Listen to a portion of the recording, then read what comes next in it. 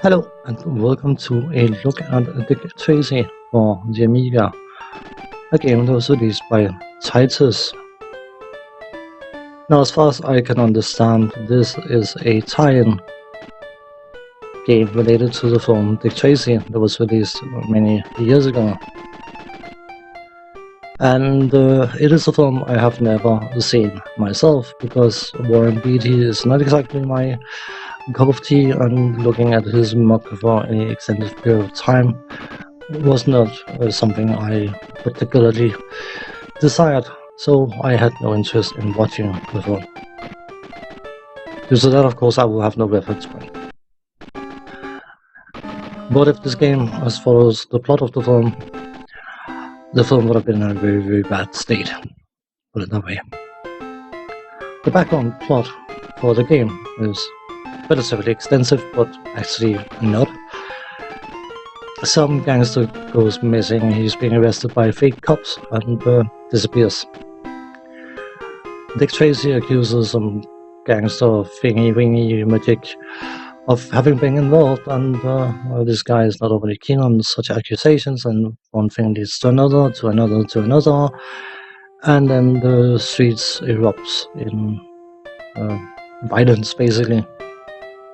And Dick Tracy decides it's about time to do something about it. Dick Tracy, by the way, based on the character I can gather, feels a bit like he's a love child between Elliot Ness and Philip Marlowe. And he has a questionable dress code. Fashion sense is a personal thing, and if you want to wear bright yellow, then by all means, but you probably wouldn't catch me dead in that color. Regardless, you are in control of Dick Tracy, and you go out and you shoot bad guys until you get to a door that is open, and then you go inside and then you shoot some bad guys, and then whatever boss of whatever type is on that stage will appear, and then you shoot him until he chickens out, and then he gets arrested, and then you move on to the next level. That is in essence what this game is about. Dick Tracy is very, very prepared for these gang fights because he goes out without a weapon of some description. I suppose his fist is a kind of a weapon, but not a particularly good one when the other guys are using submachine guns.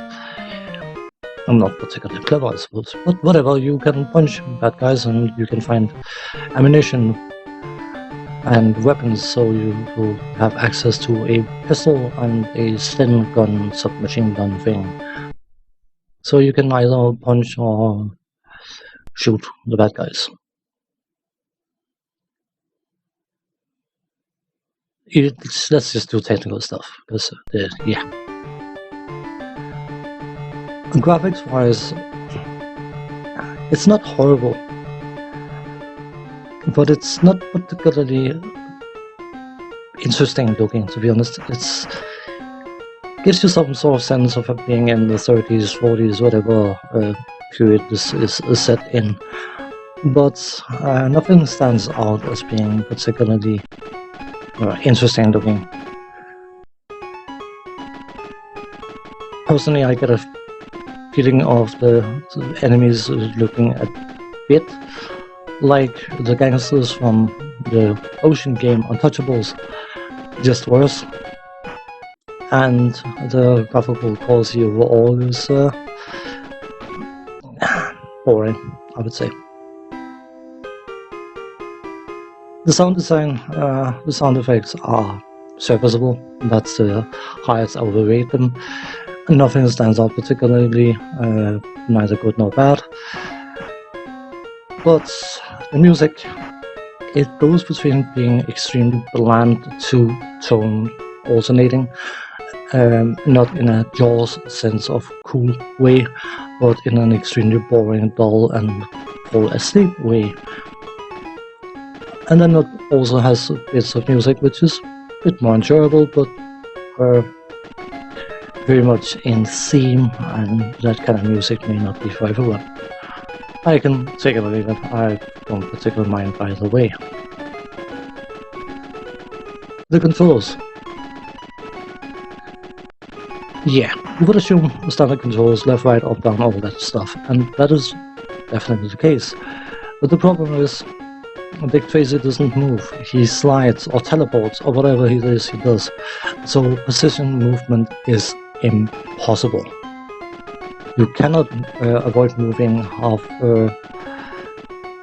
a foot, supposed to say, half a meter, yard, whatever you call it, whenever you touch the joystick. And punching or shooting enemies, or trying to at least, is supposed to be the fire button, but it cites the fire button and pushing in the direction you are facing in order to shoot, punch, whatever.